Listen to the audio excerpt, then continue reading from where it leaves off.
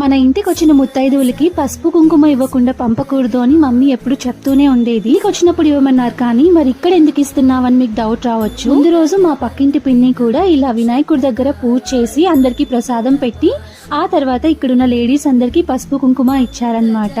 పిన్నిని చూసి ఇన్స్పైర్ అయ్యి నేను కూడా పూజ అయిపోయిన తర్వాత ఇలా లేడీస్ అందరికి పసుపు కుంకుమ ఫ్లవర్స్ అన్ని ఇస్తున్నాను. ఇలా పసుపు కుంకుమ ఇచ్చి అందరి దగ్గర బ్లెస్సింగ్స్ తీసుకోవడం చాలా హ్యాపీగా అనిపించింది. మన ఇంటికి వస్తేనే ఇవ్వాలి అని ఏం లేదు. ఇంకా అది మెయిన్ ఘట్టం స్టార్ట్ అయింది, ప్రసాదం పంచడం. దేవుడి దగ్గర నైవేద్యం పెట్టేసి పూజ కంప్లీట్ అయిపోయిన తర్వాత ఇంకా విద్యాసాగర్ ఇద్దరు కలిసి ప్రసాదం పెట్టేస్తున్నారు అందరికి. ప్రసాదం అందరికి చాలా చాలా నచ్చేసింది.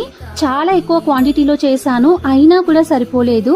అందరూ 2 కప్స్ 3 కప్స్ మరి తీసుకొని తిన్నారు. ఇంటికి వచ్చేటప్పుడు ఖాళీగా రాకూడదు, కొంచెం మిగుల్చుకొని రావాలి అంటారు కదా, అలా మిగిలిన ప్రసాదం అండ్ ఇంట్లో దేవుడికి పెట్టిన నైవేద్యం ని టేస్ట్ చేస్తున్నాను. నిజంగా చాలా బాగుంది టేస్ట్ అసలు.